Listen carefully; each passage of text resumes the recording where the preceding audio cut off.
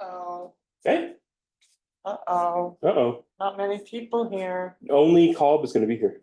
Oh, So, yeah, everyone else is remote today. okay. So, here you go. Oh, What are you presenting? No. Exams? no, Okay. Just waiting for Um, Zach and Alex, Kate. I heard and Kelly, heard her voice, Kelly. and I saw. Maybe Kelly is doing the EV charging grants? No, that would be Heidi. Hey, why do I have Zach down here? Maybe Zach is supporting on that one. Okay. Or, yeah. Huh. And then I would think Kelly. Maybe for the Piedmont Pool. And then the other, what's the other one? CAC work plan, that's That Alex would and be Kate. after.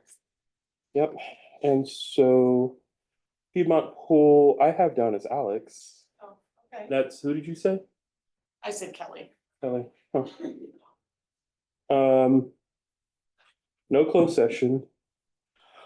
We have to have a quorum of 4 rather than 3 because of Betsy's. We have a quorum of 6 now.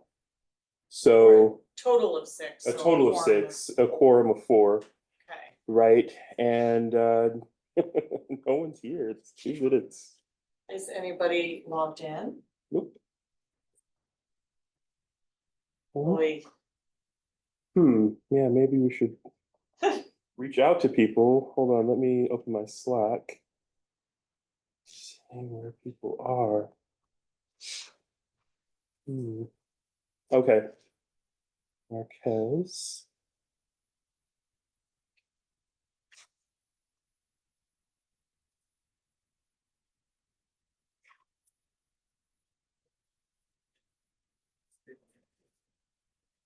Tiedemann. Okay. All right, Hi, good all. morning. good morning. All right, so What do we expect here Marquez- for in person? Colb, College, okay. right, and just keep in mind that today we need a quorum of 4 because of Betsy's movement over to executive. And Betsy's not planning to join, right? No, he's not gonna be here. So perhaps we could say that when he joins, Are you? Are we on mute? yes, we should be on mute.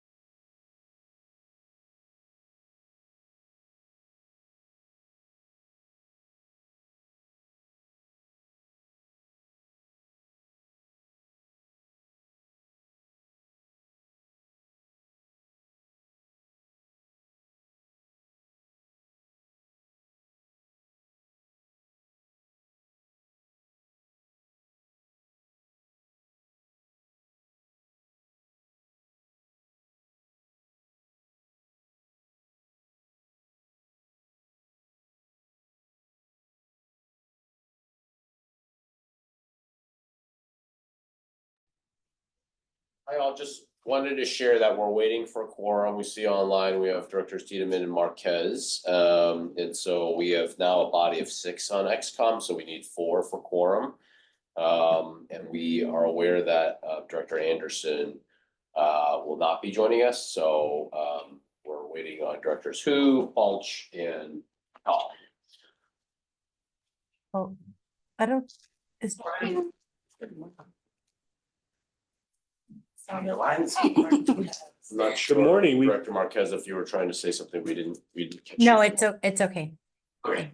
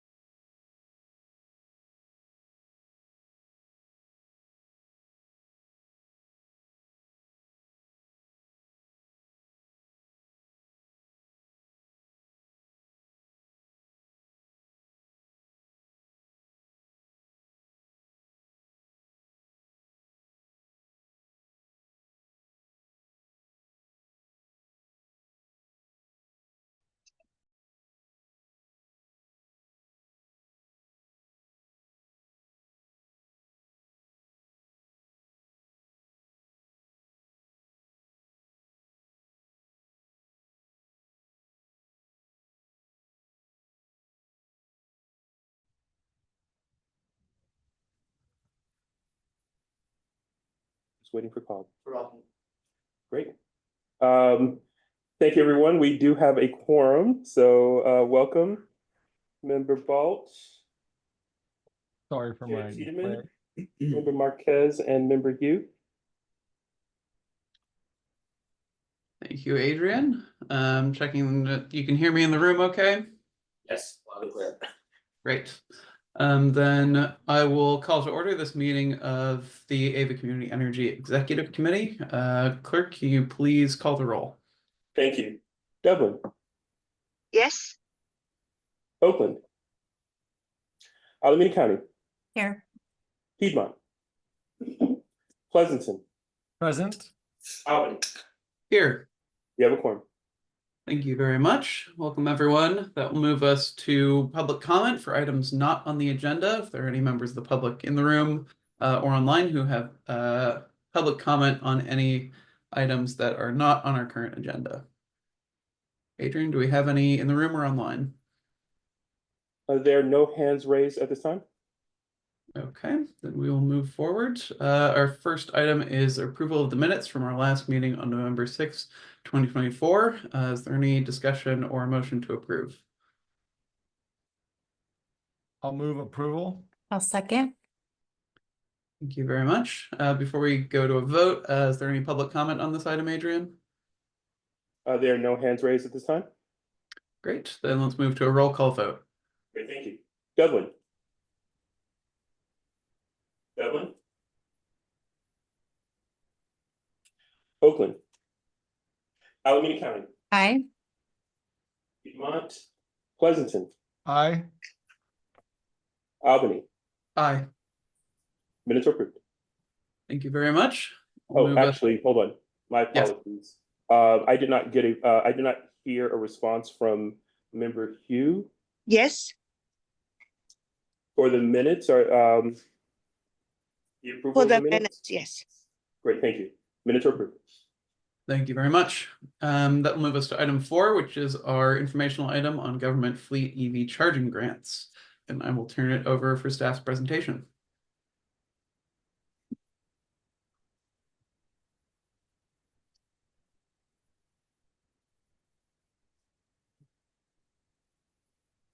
Right. Hi, everyone. My name is Zach Thompson. I'm on the local development team. I've been managing some of our transportation electrification programs and services here for just over 5 years now.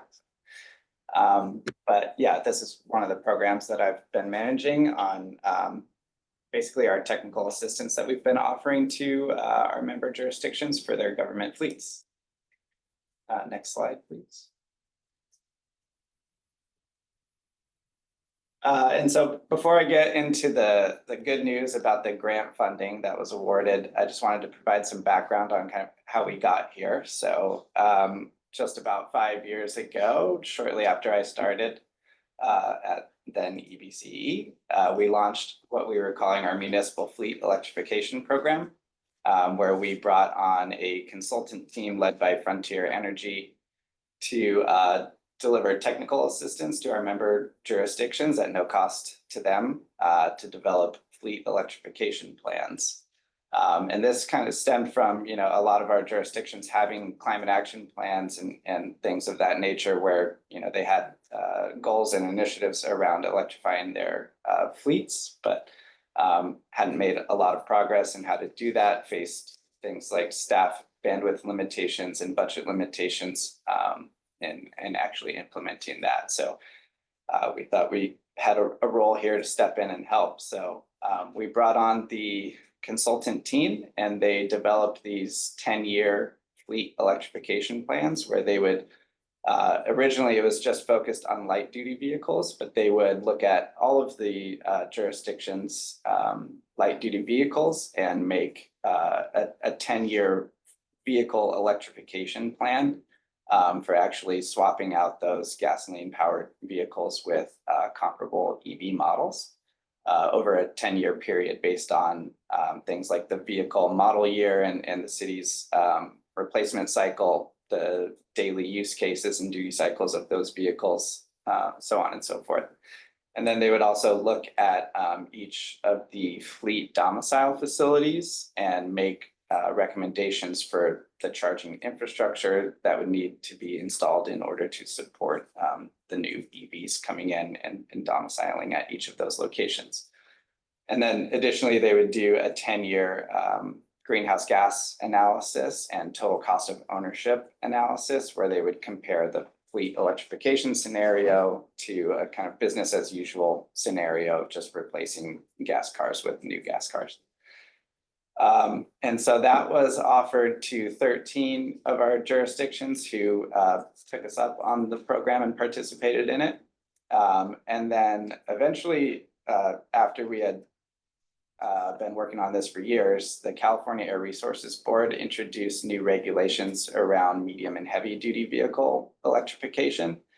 So a number of our jurisdictions actually had enough medium and heavy duty vehicles in their fleets where they would have to comply with that regulation. So we circled back with those fleets and did kind of the same type of report for their medium and heavy duty vehicles as well. And we opened that up to the private sector as well at that point in time. So a few private sector fleets took us up on this service as well. So while it was in total, this was done for 16 different fleets, 13 of those being government fleets and 3 being private sector. It really ended up being more like 21 reports after the light duty reports and the medium and heavy duty reports. So really 21 reports, and the overall budget for that was 1.45 million over a 5-year long contract with the Frontier Energy Consultant Team. And so some of the key metrics that you see here from the 5-year long program, over 1,700 EV charging ports recommended across 125 different fleet facilities to serve almost 2,800 light, medium, and heavy duty EVs, of which over 600 of those are subject to that California Air Resources Board regulation that I mentioned. About $19 million raised, more on that in a second here, and almost 13,000 metric tons of CO2 equivalent a year that will be avoided by replacing these gas and diesel powered vehicles with electric models. And there's just a nice quote there from the City of Berkeley staff that led this effort for the City of Berkeley with us. But this just kind of captures the overall feedback that we've gotten from the staff at the different jurisdictions that we worked with on how important this program was to them and how much they got out of it. Next slide, please. So here's the juicy stuff, the grant funding that was received from this program. So as we were wrapping up the municipal fleet electrification program, the California Energy Commission released a grant funding opportunity for charging infrastructure for government fleets specifically. So we thought that was a great opportunity to leverage all of these fleet electrification reports that we just finished wrapping up. But that grant funding opportunity did have a requirement of installing a minimum of 100 chargers per fleet. So only 5 of our jurisdictions actually met that qualification. So at that point, we actually leveraged a different consultant that we had under contract, Arup, to provide further technical assistance to those 5 jurisdictions to help them develop the grant applications that were based on the electrification plans that the Frontier Energy team completed. So we added $300K to that contract, that existing contract that we had with Arup to include this scope as well. And so that resulted in those 5 applications being submitted. 3 of them were awarded funding by the CEC for a total of 7.6 million in CEC funding across those 3 jurisdictions. And so you see the breakdown there of across Alameda County, City of Livermore, and City of Oakland, the 3 jurisdictions that were awarded funding. You see how much the CEC is awarding to each of those jurisdictions, how much each of those jurisdictions contributed or committed to in providing match funding. And then what that total ends up being across each of those three jurisdictions, totaling almost $19 million between the CEC and those jurisdictions match funding. So that was a big win. And then the next steps coming from this, each of these jurisdictions will go to their city council or board of supervisors and seek approval for the grant agreements either this month or next. And then the CEC is scheduled to approve those grant agreements at their January 21st business meeting. And the funding is dispersed on a reimbursement basis. So the cities will go out and actually pay to procure and install the charging infrastructure, and the CEC will reimburse them for that by June 30th of 2028.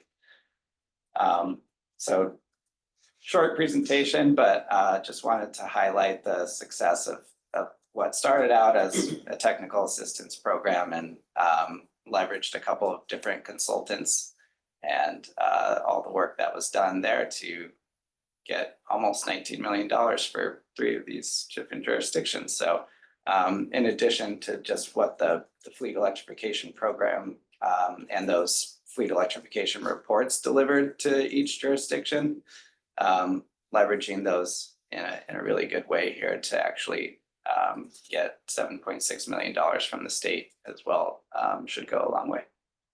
Hey, Zach, can you clarify where it is match funding? Do you know specifically is the source of those funds from city, general budgets or where does that come from, per se? Yeah, I assume they're general funds, because typically that's where the vehicle replacement budget is done on an annual basis for the cities. So I assume it's coming from that, but that said, they may, some of these jurisdictions may have also secured other grant funding for the charging infrastructure that could be leveraged as match. So it may be a combination of both. Right. Do you have anything else to comment on? I just want to make a couple of statements. No, yeah. You're done. So the reason why we're presenting this, obviously, this is a nice win where we're able to bring some meaningful dollars to assist in our various members' pursuits for electrification plans. One of the other reasons why we're highlighting this is, this is a category of work within our agency, our local development team specifically, that is somewhat unique, where we're not going out there and building stuff. We're not issuing a program. What we're really doing is assisting our members, the cities, the county themselves to further educate themselves, further enable their own plans. They're the ones, your cities are the ones that have these big fleets. We don't own and operate vehicles. And so, what can we do to help facilitate that and knowledge build and further transportation electrification? And so it's interesting work for us where we, of course, are bringing some internal technical expertise, but we're also they're seeking other consultants that we feel are knowledgeable, are cost effective, and are worth your efforts to engage with further. And obviously we are helping to fund the consultant themselves. We feel like that's cost effective dollars, particularly where you can see the results of these grants and the knowledge themselves that is provided. And there's just a benefit of, because there were a number of jurisdictions that on their own, obviously it's not nearly as sufficient for each and every city to go out and find a consultant and do these plans. I think there's a real benefit where we can consolidate those efforts on behalf of the cities to do this type of work. So I wanted to highlight it as a type of work that we can continue to do. And it's really helpful where we better understand, what are your city sustainability teams doing? Where can we further consolidate these types of efforts? Of course, we'll do everything we can to be proactive and thinking about opportunities to further that type of research, bring in consultants. But that's where it's really helpful to engage with your cities individually and with you as board members to help guide us where you're seeing opportunities where we can do this type of work, whether it's for grant seeking specifically, but also just for knowledge building and technical consultants and such. Great. Thank you very much. We'll now move to questions from any board members. I see a hand from Member Marquez. Do you want to go ahead? Yes, thank you, Chair. Thank you so much, Zach, for the presentation and the great work. I truly appreciate it. Just want to offer my support. If you don't have the date that this item is going to come forward to the Board of Supervisors, please let me know if I could be helpful with that, because we only have 2 more meetings in December and agendas are really tight and packed. So just let me know if I could be of assistance with that, since it seems like there's a tight turnaround to get those approvals.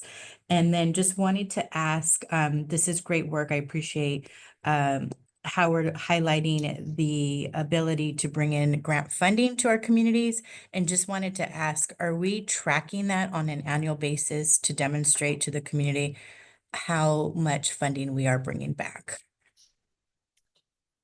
I mean, yes, we are. We haven't done it in a formalized annual report per se. We are intending to actually present a look back on our local development business plan in our December board meeting. So that is one area where sort of encapsulate the broader, more comprehensive aggregation of this. So we can seek to potentially do that then. And if there's an interest in doing that, more regularly, annually or something like that, we can certainly seek to do that as well. Yeah, I think it's really important to share that data with the public and demonstrate the value added. So I would like to see that. Thank you. Thank you. Any other members with questions? If you want to raise your hand if you're online or in the room. I believe we have Oakland in the room now. Yeah. Amazing. Any further questions from any members? Seeing none, we will go to public comment. Adrian, do we have any public comment on this item? Yes, we do. Bradley Cleveland, you're recognized for 2 minutes.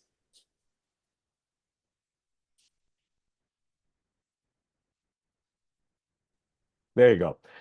My name is Bradley Cleveland. I'm an Oakland resident and consultant with IBEW Local 595 and NorCal NECA, the Electrical Contractors Association. And I just wanted to express our support for this type of program. It's not only really important to help move the electrification of fleets, city fleets, but it's also going to be an opportunity, as you know, to provide jobs, local hire, and apprenticeship opportunities to folks in the Bay Area, as well as the local contractor being able to get work. So we feel this is a real model program and hope that we can work with you on this and other programs, and hope other CCAs follow some of the successes that you all have demonstrated. Thanks so much. Thank you. Jim Lutz, you're recognized for 2 minutes.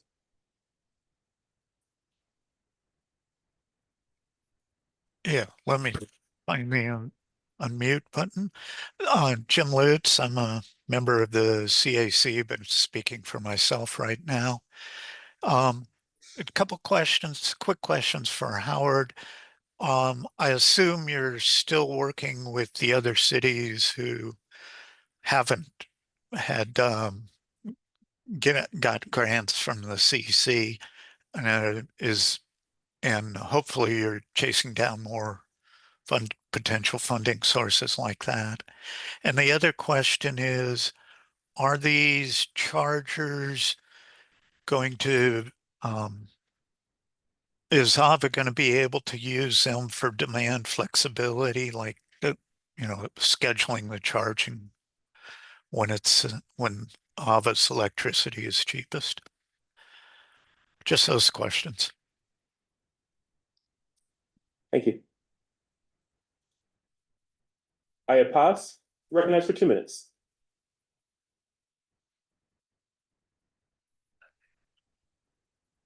Wonderful, thank you. Ayla Peters-Bass. I am with Local Clean Energy Alliance. I wanted to just thank Elisa Marquez for bringing up something that I thought was very important. I really think that the public really would like to understand. I think we have a lot of, Local Clean Energy Alliance really supports a lot of these local development programs that both electrify the community and also, as Bradley Cleveland says, offers local union jobs and opportunities for people to enter the clean energy market. And I really wanted to thank Elisa Marquez for bringing up that we really want to see a lot of this sort of data and public explanations of the value added of these local development funding programs. I think both for me personally as an AVA resident and also as Local Clean Energy Alliance, I think we really would support a lot of public facing communication and information availability of these programs, and for people to just understand how this money is being reinvested in the community. And so definitely looking forward to, I believe, Howard, clarify if I'm wrong, but I believe you said that would be part of the December board meeting agenda. And so I'm definitely looking forward to hearing more about that. Thank you. Thank you. There are no further hands raised at this time. Thank you all for your comments. Howard, I don't know if you want to respond to any of those questions. Zach, I don't know if you want to take the first one. I think they're more directed at, what additional efforts are we doing with the other cities or within steep grant? So you may be better informed on that front. On the second question, I'll just answer real quick is I think we are intending in December. There's always a potential that could move, but right now the plan is for December to present a presentation on our local development business plan, kind of look back at some of the efforts that we've done. That will. You could spend many hours on that topic, so it will be a relatively short summarized presentation of that, and then we'll seek board feedback for additional interest in scheduling a special session or just continue a couple of additional sessions at regular board meetings so we can cover more details there. So we'll definitely present some meaningful information, facts. Some of that may cover some of the grant making work that we've done, but I think we're still in the process of determining just exactly what we want to present because there's a wealth of information and we want to make sure that we're succinct and picking the right points that are most of greatest interest to the board. Thank you. Yeah, and to address the first question, so the municipal fleet electrification program has come to a close. Our contract with the Frontier Energy team has expired, and obviously this grant opportunity has come and gone in terms of applications and funds being awarded. So we don't have anything immediately planned to continue municipal fleet electrification work, some of the other jurisdictions, but we heard how valuable this technical assistance was, particularly for the grant applications. It's a lot of work to get these grant applications in and get them in on time, and staff bandwidth is a real issue there. So we heard how valuable leveraging the consultant team was for getting that done. So I think we'll keep our eyes open for other funding opportunities in the future and how we could potentially repeat this type of effort. But I think it'll all be part of our 2025 planning efforts. Great, thank you. That brings us to any discussion. Is there any further discussion from any board members? Yes, Member Balch. Yeah, sorry, I'm not used to Zoom as much anymore. I do appreciate it. I appreciate the partnership. I think this is exactly like the technical assistance. I sit on Stop Waste as well, and it's valuable throughout the municipalities and the jurisdiction that we serve. So really like to see it. Thank you. And the match and the finding the solutions and adapting as the state law changes, very, very good. So appreciate staff's work here. And I think it's really mission aligned. So thank you. Great. Any further comments? Seeing that, I'll echo what Chair Balch said. I think this is a great program, and as was mentioned in the presentation, a good example of a value add, and that's not necessarily direct service provision, which is great to see. With that, we will move on to item number 5, which is an informational item on Piedmont's pool NSR amendment. And am I handing this over to Alex? Yes. Thank you, Chair Tiedemann. Good morning, everyone. Members of the committee, Alex DeGiorgio, Senior Manager of Public Engagement. And this item is proposing to amend the agreement, the electricity service agreement with the City of Piedmont that was intended to provide a interest-free loan to help fund the electrification of the city's municipal pool. So the construction of the pool has unfortunately been delayed.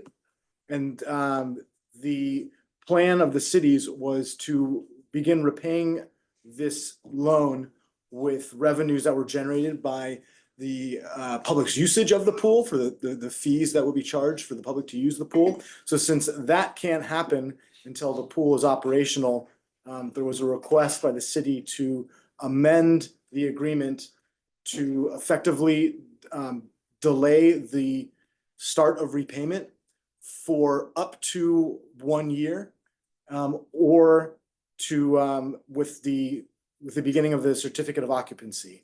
So whichever of those two occurs first would begin the repayment of the loan by the city to AVA. Included here with the staff report is a copy of the original agreement and a copy of the proposed amendment. And again, the amendment is not affecting the total amount repaid by the city in any way. It's just postponing the start of the repayment. The repayment was going to be on bill repayment. So each monthly bill would include a fixed amount.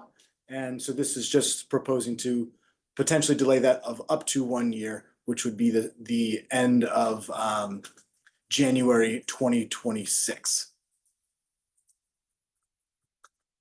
And with that, I'll be happy to take questions.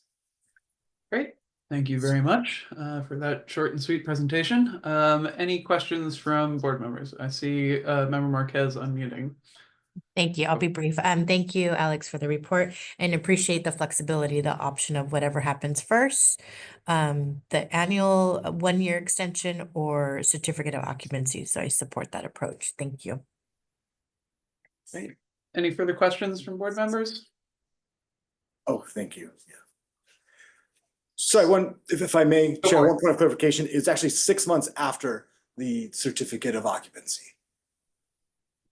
Great. Seeing no other questions, we will go to public comment. There are no hands raised at this time. Okay, we'll bring it back to board discussion. Any further board discussion? Yes, Member Balch. Yeah, so maybe because I'm a CPA, time value of money is something I'm aware of. So let me ask this, and I didn't want to do it before public comment in case there was some, right? So AVA as an entity has lent money. I was there. I'm aware. But at some point, we can't be a bank, right? Even to our member jurisdictions, right? So has staff kind of thought about that and thought about precedents and structure? Because clearly we want to support, right? We want to support. We want to take into consideration construction delays, of course, in the current environment we're seeing them. But you know, maybe I'll raise a concern that we should be very careful where we're at on this, right, as an agency. Does staff could elaborate on their thought process on that? Yeah, maybe I'll just comment on that. Taking a step back, this is a unique loan, of course, which is, I think, very much so mission aligned in terms of electrification efforts broadly and ways that we can effectively support our member cities. When we issued this loan specific to the Piedmont Pool, we also did seek, interest from other cities in terms of programs or projects that they may have that are in that similar category of electrification for something of sizable municipal project. And there were few and far between. This was really the only one I think that had real legs on it. And it's an interesting space because pool electrification is relatively new. There's a lot of learnings to be had. There is a sprinkling of these types of projects in other cities actually outside of our jurisdiction that I'm aware of. And I think if you were to ask Member Anderson or folks from Piedmont, they have more information as they've dug in pretty deep into this type of a project. And my understanding is to experience a variety of interesting challenges. And they have in that process learned a lot for what they'll be able to share for future projects, not necessarily with them, but for other cities that may have similar interests, in the same way that they've actually been able to get learnings and learn from other cities believe Mountain View may be one of those. They had referenced some of what they were able to learn from their Mountain View's challenges, who also experienced quite a bit of cost overruns and extensions in their project.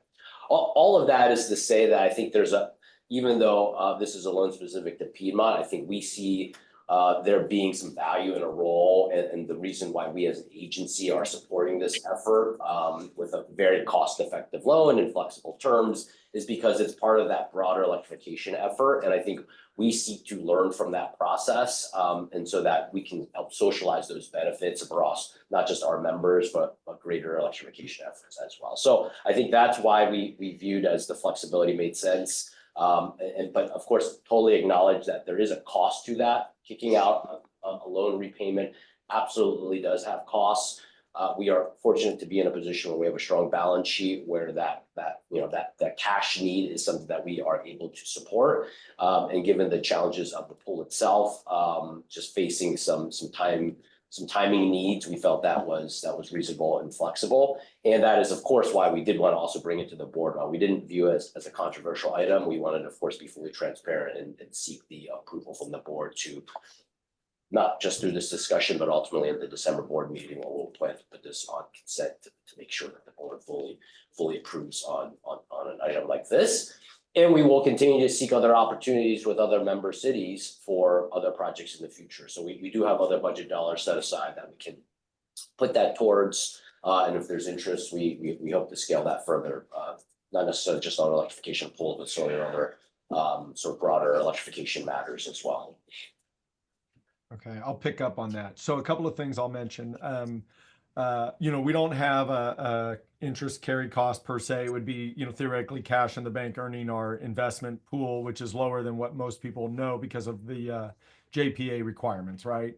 So I think for, as you've mentioned, Piedmont learning a lot and being able to knowledge share to other municipalities, great. But I think from the AVA perspective, I'll just mention, probably in the future as we do these, communicating, timelines and potential opportunity costs that we may be wanting to make sure we fully vet or think about, right? Because these construction delays I could see happening for any municipality, not just Piedmont, right? I mean, we're having our own. So maybe I just want us to be very eyes wide open, right? So appreciate the staff bringing it forward. No further comments. If I could just say one other thing too, just on that note, is I appreciate the cautions that you point to, and I'll just know we've done a few variations of loan type offerings. In this case, it was for Piedmont Pool, but we've done other things with like a block power program and a loan for mobility, which is related to larger scale of vehicle electrification charging needs. I think we do want to take a step back and evaluate what is our role for this type of an offering, a loan type offering. What's the right way to do that? We're not a financing entity per se, really thinking about the best way to structure that. I think there's some learnings from that.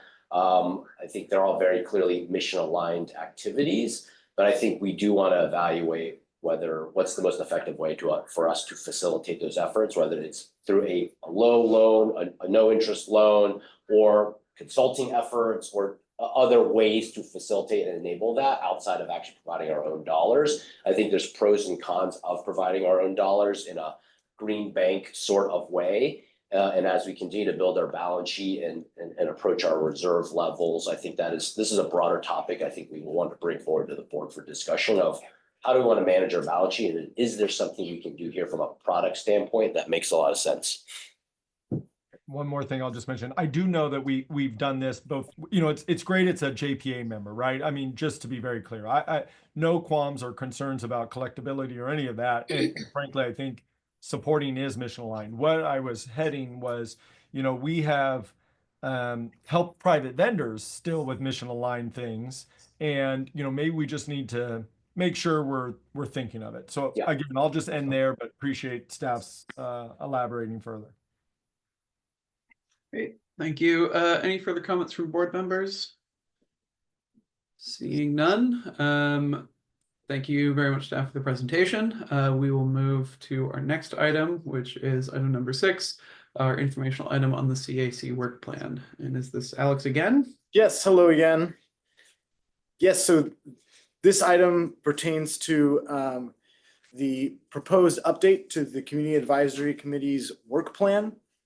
For background, the committee is tasked with having a work plan that's approved from time to time according to section 4.9 of the JPA. The work plan is still in its original form from 2018 when the agency first launched service. And in that time, the CAC, the Community Advisory Committee that is, has changed both in terms of its structure and certainly in terms of its membership. So today it's larger than it originally was. There are many new members. And so staff felt like it was a good time to work with the committee to develop an updated work plan.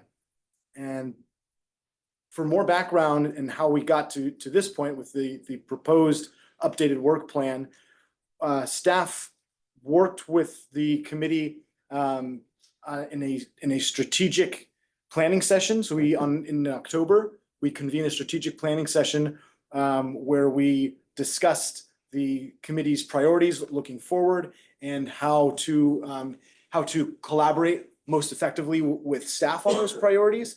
Ahead of that, we staff circulated a survey to the committee members. Almost all of the committee members responded to it. And so we had quite a robust amount of feedback to work with. All of this is detailed in the staff memo. So there are copies of not only the proposed updated work plan and the old work plan, but the discussion points that were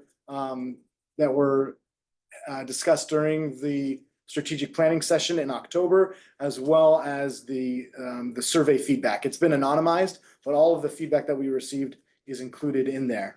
So what we're asking from this body today is for feedback on the proposed updated work plan, because it ultimately will require board approval to become formalized and to be formally adopted. And I think with that, unless Kate, do you have anything to add to that? Okay. Howard, did you have anything you wanted to add to the process? No, I mean, maybe the one thing I will say is just highlight I think the meet and greet was a real key component of this. Oh, yes. I think with those new members and many of those members being virtual members, it was really nice to actually have a number of staff attend and I think virtually all of the CAC members were there to meet, to get to know each other, understand what people's priorities on an informal level, and then to segue right into this, which is really talking about more formally and in an organized fashion, what are the interests and priorities that the CAC has. So I think it was a really good point of engagement for us. Yeah, all of the members and all of the alternates. Right. And it was the first time that for many of us, we got to meet face to face. So with that, that's the end of my presentation. I'd be happy to take questions. Great, thank you. Member Marquez, did you have a question? Okay, thought I saw a hand. Any questions from board members before we get to discussion later? Yes, in the room. Yeah, thanks. Is there, I haven't had a chance to look at anything, but is there some changes that are being proposed that are of particular significance or interest where you want to kind of focus the board members on that? Oh, look at those 5 ideas or those 6 changes or those 3 things. What's your input? Yeah, thank you for that. Yes, the proposed updated work plan does look different in terms of its content. In terms of its format, it's very similar, but the content is different. What we're really trying to help the committee prioritize, because the committee, just like staff and the public, there are many interests, many directions they want to go. And so really what we were trying to do was to keep the work plan to be a way to prioritize which items to focus on. So this proposed version doesn't focus on any specific content. It really focuses on how the CAC will make its recommendations to staff and to the board. So for example, we divided things into items that are recurring So, and those are that are recurring with predictability. So that would be things like the annual budget cycle, legislative priorities, the integrated resource planning. And then the second category was items that are not regularly occurring, but still come up every year or every so often. And so those had to do with local development and programs, other policies that didn't have to do with legislative or regulatory annual priorities.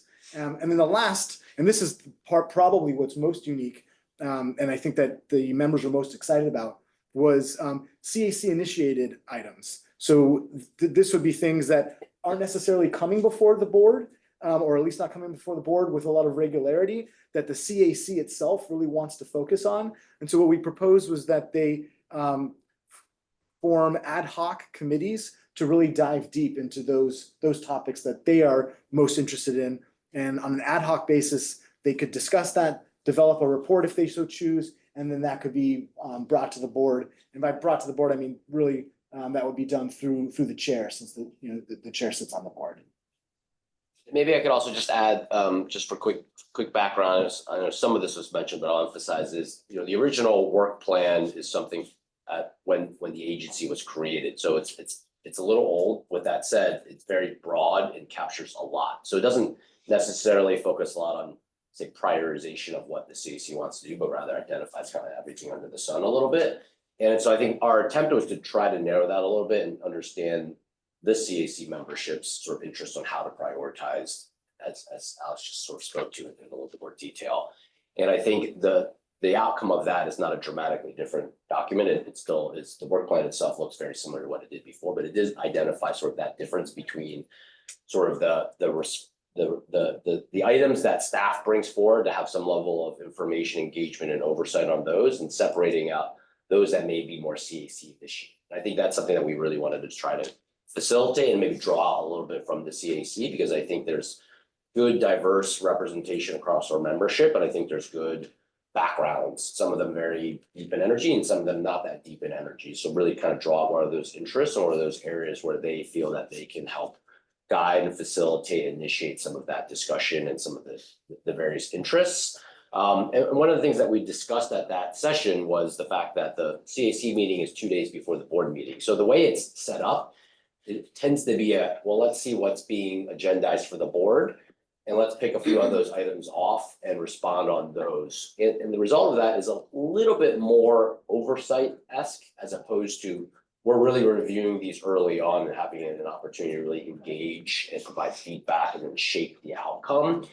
And there, quite frankly, there was mixed and varying feedback on that point of some interest in continue to really do that, and that people like that, and others saying we kind of prefer to be able to bring our own things up, and that means rescheduling it and having it probably a different week so that we're not just sort of depending a little bit on the regular board agenda.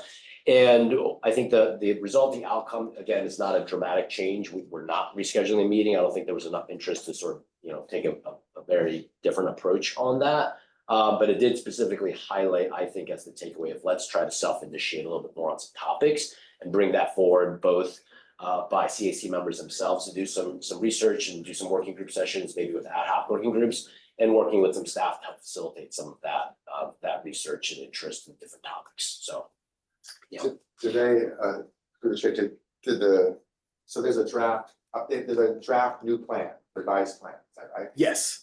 And so is that not included here? No, that's included there. If you go to page 4 of the staff report, or the back end.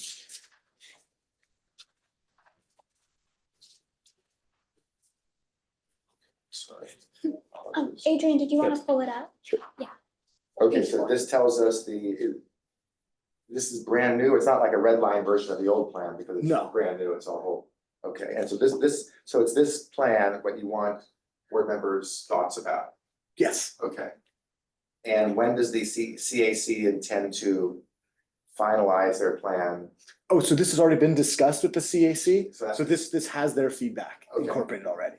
And so then it comes to the full board for approval, but that our In process? December, Adoption, that is yeah. correct, yeah. And this would be the only time that I think we've actually changed the work plan. The Yeah. JPA calls on it to be reviewed and updated as annually or as needed, I think, something along I those think it lines. literally says from time to time. Yeah, so Mhm. there's flexibility. There wasn't necessarily an obligation to update it now. We just felt like it was worth doing in light of us doing the meet and greet and the new membership. And quite frankly, part of me stepping into the role is just a nice way to sort of engage further and make sure we understood their priorities. And like I said, it's not a dramatic departure, and I want to be clear, like this is not a work product of staff, at least we didn't intend it to be. This was really just, we wanted to facilitate a conversation amongst the CAC and had quite a bit of involvement and real leadership from Ed Hernandez, the chair of the CAC, to really help facilitate that. He issued a survey with our support, of course, to sort of gather feedback, and this is kind of the result of that. Yeah. Okay, so it's just a page, basically it's a page. It is 2 pages. Okay, so I think it's fine that if this is how they wanna, add value, I think that's fine. One question is this gonna require more staff time to staff the additional things they're gonna be doing? I think it's fine if that is the result. I think we should do that. If you had to have, we have 80 some on staff, a few of them will help with this and that and spend some hours here and there, and I think it's a good thing, but it probably will add a little more staff time. Yeah. And not just one person, but other people who are the experts on things. I think it may add some staff time, but it also may make things operate more efficiently as well. Yeah. Because there's been this tension between the CAC wanting to provide feedback on what's going before the board, but also not wanting to be limited to just what's being Yeah. agendized. Yeah. So this will help them Yeah. focus on it. I think we're hopeful that because this is some self-initiated items that the CAC members will drive a lot of that work.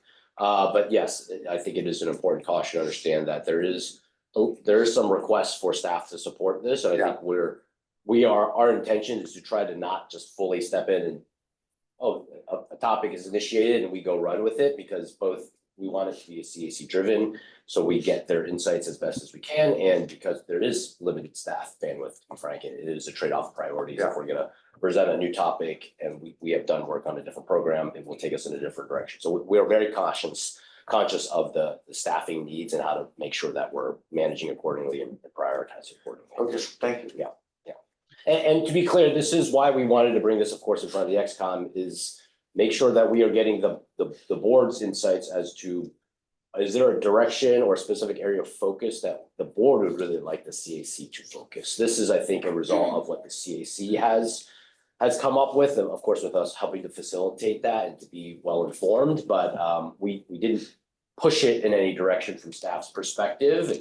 And so therefore, we do want to seek that feedback from the board if there are other interests and areas to prioritize. I just say through the chat, I think it's appropriate for the CAC to recommend and initiate areas for them to look at, even if it's not something that the organization is currently focusing on. I mean, obviously it has to relate to energy and what we're doing as a utility and stuff, but other than that constraint, that's part of their role, is to do things and call attention to something or tee something up for the 2 years down the road. And the board may decide, oh, sorry, good idea, but we're not gonna be able to do that, so no, thank you. But at least they have that chance to make that case. So I think that's totally makes sense. All right. So, thanks. Thank you. Member Balch, I saw your hand up earlier. Do you still have a question? No, my question was on staffing, and I'll save the rest for comments. Great, thank you. Member Marquez? Question, did governance come up at all in terms of how to manage the meeting? I know in the past I did hear some feedback that, meetings were rather lengthy, given everyone and anyone that wants to weigh in an opportunity and speak again. So I'm just wondering if that's come up at all in the conversation in terms of following Robert's Rules of Order. I'm just curious. I'm not too familiar with how things are going on the CAC. So just wanted to see if that came up at all in any way, because I think it's important to keep people engaged. And I think that's one of the biggest strengths of this body, is that our meetings are well ran and we stick to the agenda. So I'm just curious if that came up at all. Yes, thank you for that question. It did, and that was what the The third part of the work plan is intended to help address, and that would be around the initiation of ad hoc CAC committees to really dive deep into specific subject matter. And that way, it doesn't necessarily have to occur during every CAC meeting. They can come back to the CAC meeting and provide a report with what was discussed and what was decided, if the case may be, at the ad hoc level. Wonderful. And that's item 3, and I see the option. So these are areas that they've already demonstrated an interest in forming ad hoc around these topics. Yeah, and these are just intended to be examples. Got it. Yeah. Okay. And I'll just note, we have heard some informal feedback just about the length and how to manage that timing as well. And so actually in the survey, we specifically asked for feedback from all the CAC members on, is the date work? Is the time work? Do you want multiple meetings, additional meetings to formalize as Brown Act type meetings? And, do you want it to be 3 hours, 4 hours versus 2 hours? And I would say most of that drove to shorter time, but it was highly variable. There were members that said, yes, we would like another meeting. We think there's so much to discuss. And I would say probably leaned a little bit more on the majority to say, no, we really want to keep this 2 to 3 hours once a month. And so I think that was therefore the compromise of an ad hoc is the right approach to balance that, to allow for members to have that additional interest to run with some things and avoid the logistical constraints of it being a Brown Act body.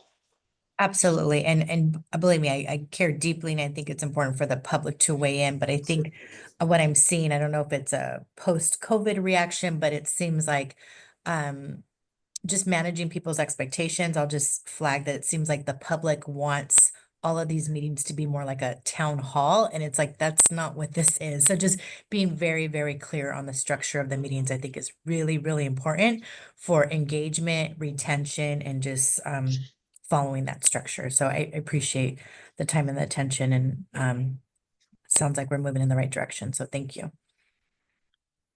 Thank you. Any further questions from board members?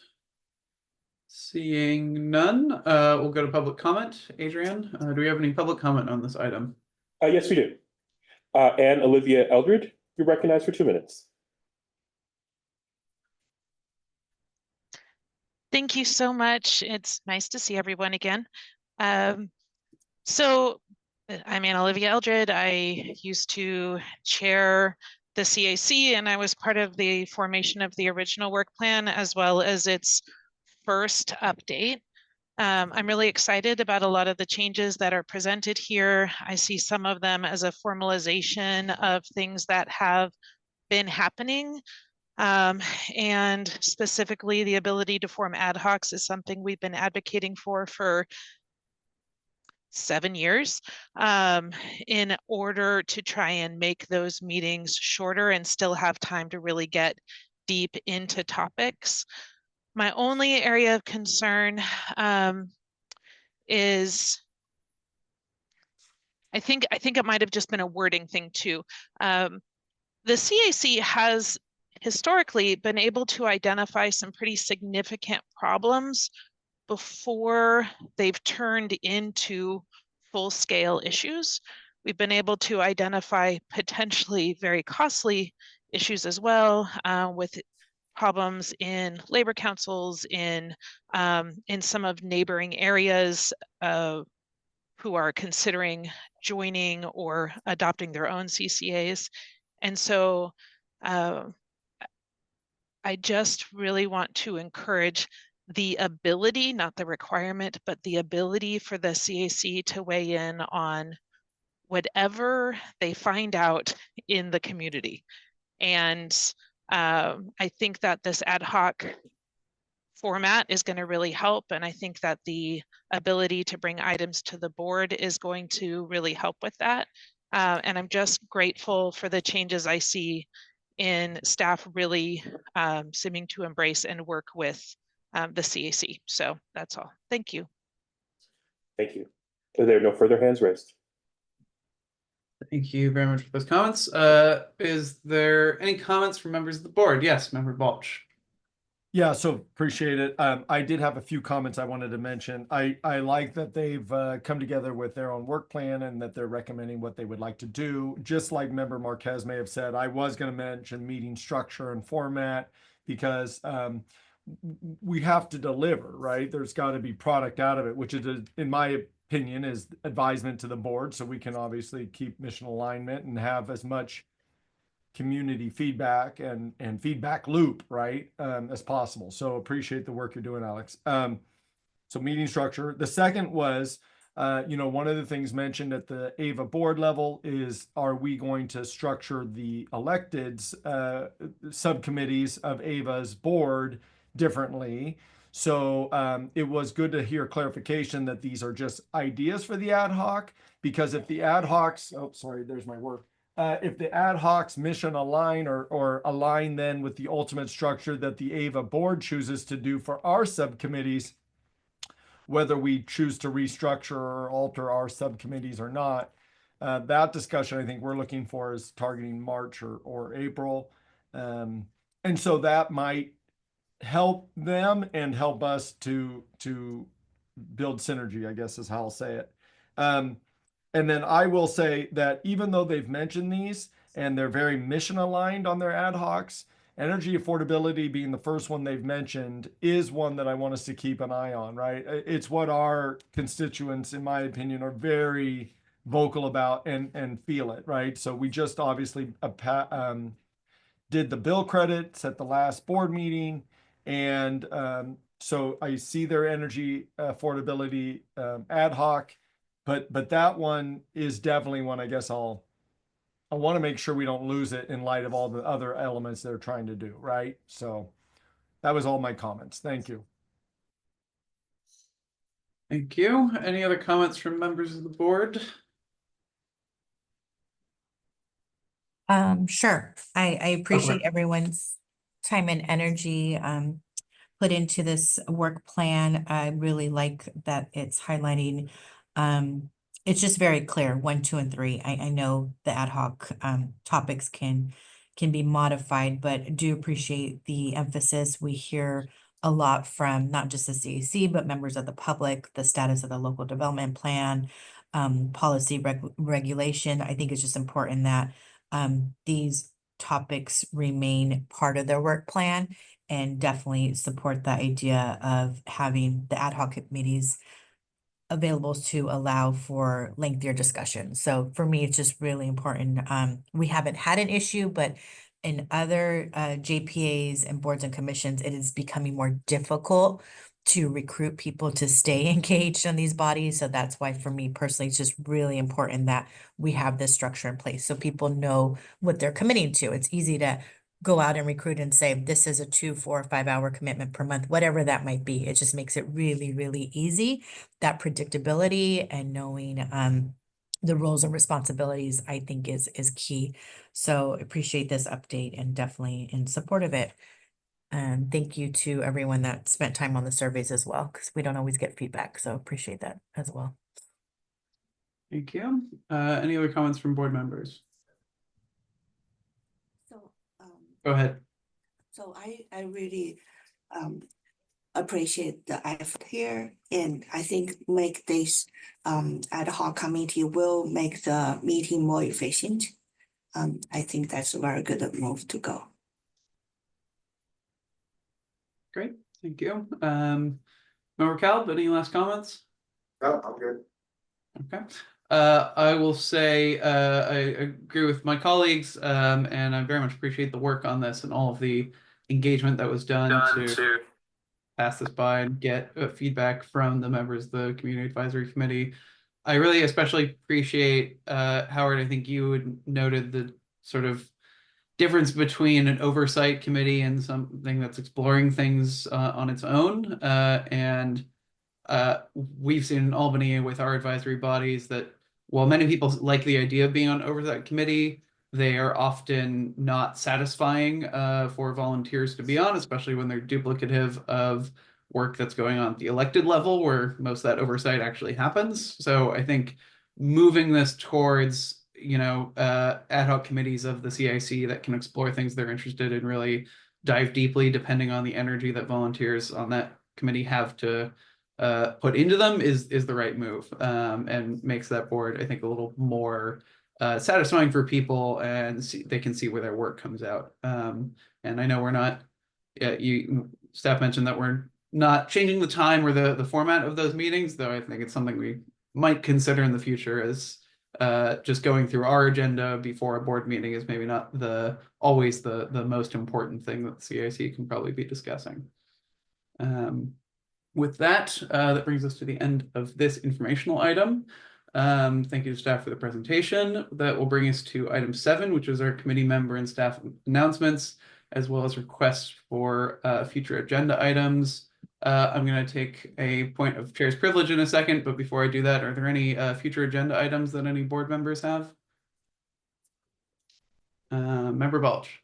I don't have a future agenda item, but I want to say something. So you want to go first, or am I going to go first? I'm going to go first, and then I will be happy to call on you. Yeah, thank you. So I'll take a brief moment of personal privilege. As I think most of my colleagues know, this will be my last meeting as a member of the AVA board. And I want to express how much of a pleasure it has been to serve on this board for the entirety of my time as a representative for Albany. I believe the work that AVA does is really some of the most important I've ever been a part of, and I want to thank all my colleagues on the board, our staff, and the community who share the belief in AVA's mission. I'm really honored in the trust that the board has had in me as the chair of this committee, the vice chair of the board, and the chair of our selection committee to hire a new CEO, which I'm especially gratified to have brought to a positive conclusion in my time on this board. I know that between our amazing staff, our board members, our chair, and Howard, AVA is in really fantastic hands going forward. So I just wanted to take a second to thank you all for the time. Now you can go, Member Balch. How do I follow up that? Ditto what that guy said. Member Tiedemann, I want to just express, I know we haven't known each other a long time and that, but your knowledge and help on AVA getting up to speed for me, but also the friendship developed, it's just been truly well appreciated.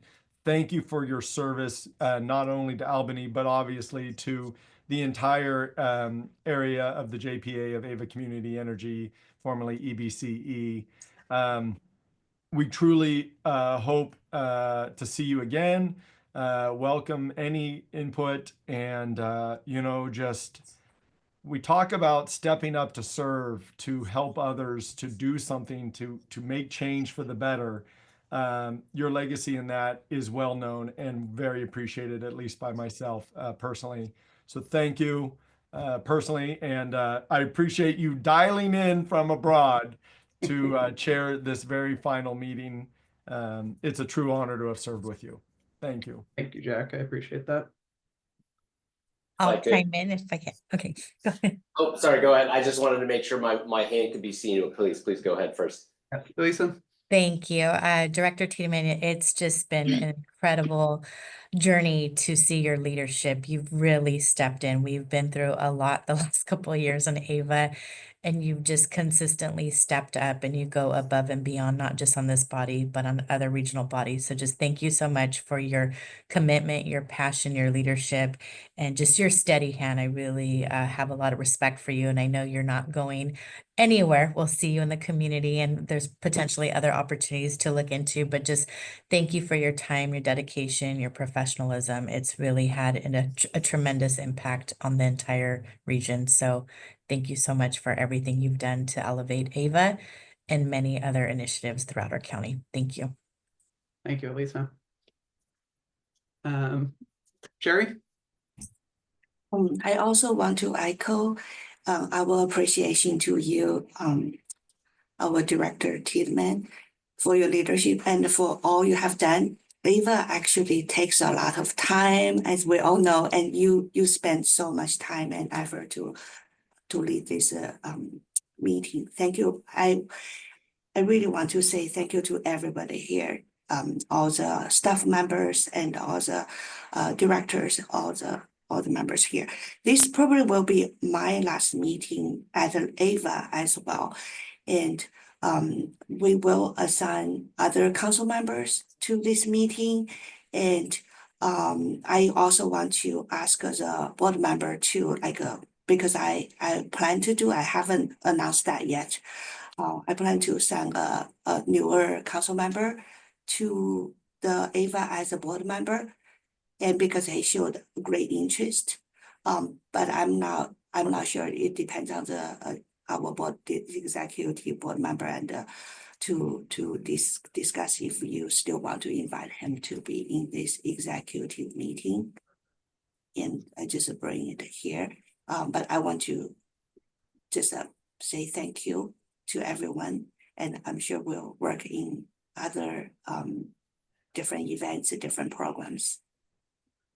Thank you, Sherry, and much appreciate your service as well. I'd say a few Dan? words. Go for it. Aaron, thank you. I'm really saddened that you're not going to be continuing both in Albany and here on the AVA board. So I just concur with all the wonderful words just said, and really gonna miss your input here. I'm not gonna be here either, but regardless of that, the organization's gonna miss your input here, and that's a big loss. But I'm sure you'll be engaged in all sorts of good things. So thanks for everything you were doing. Thank you, Dan. And thank you for your long service as I think the longest serving member of this board at this point. I maybe last year, I'll save my kind words to Director Caldwell. I think you have one more board meeting in December, so just want to confirm that. Mayor-elect too, I was not aware that this would be your last board meeting, so I do want to thank you as well, and thank you for sharing that. I knew to certainly expect in the sort of December, January timeframe, there may be some turnover, some board members and new committee or agency assignments. So thank you for flagging that, and thank you for your time on this committee and this board. Chair Tiedemann of the XCOM, I just want to deeply thank you for your engagement and your leadership in this agency. As already noted, I know that this is a unique agency that is quite technical and quite new for many folks, and you've always really stepped up to dig in and to learn and to engage, ask great questions, and bring fresh perspectives on a variety of topics. So really appreciate that. And on a personal level, of course, really appreciate the role you played in the hiring process, the performance evaluation committee. Very, very meaningful. Obviously, we had the opportunity to engage much more one-on-one in smaller settings on these meaningful topics around managing the agency and what direction do we want to take it. So I really appreciate that leadership. Was really looking forward to even further engagement with you, and so that time will be missed and lost. So just want to thank you for the services to our agency as well as to Albany. Thank you, Howard. I really appreciate that, and thank you all for the kind words. It's sad to leave, but I really appreciate all we've been able to do here and working with all of you, and all of our staff especially has been fantastic. With that, is there any public comment on this item, Adrian? Yes. Jessica Tovar, you're recognized for 2 minutes.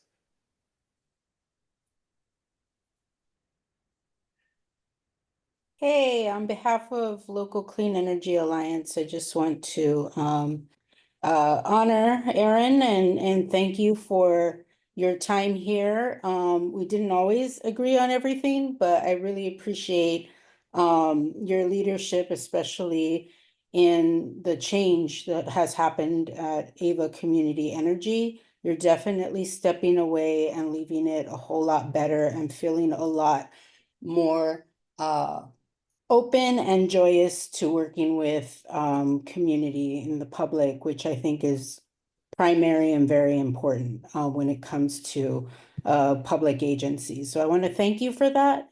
You'll always be the cool motorcycle guy at the board, and it was cool catching up with you, even just going up on the elevator. So I just want to just say thank you for your time, and clean power to the people. Take care. Thank you very much for your comment. Thank you. Ayla Paz, you're recognized for 2 minutes.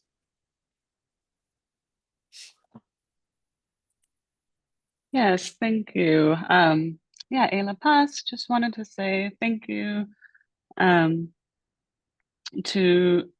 you, Aaron Tiedemann. I think both as a professional in clean energy and also just someone who has long admired people who go into public service. I just wanted to highlight that Aaron Tiedemann is just a really great example of someone who is very young and very committed to his community and committed to the role that he plays in a role of leadership and in public service. And I think, as Jessica said, like, we may not have necessarily agreed eye to eye always, but I think that I hope you know that it's very admirable of your commitment to the good that you want to do in the world and the ways that you want to represent and advocate for your community. So thank you.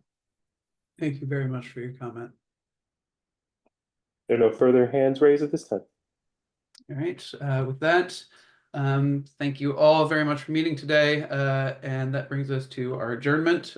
So the next meeting of the Executive Committee will be on January 8th. And with that, I'll wish you all good night because it's the end of my day. Wait, don't leave. Can Yes. we do a group photo before you log off? Yes.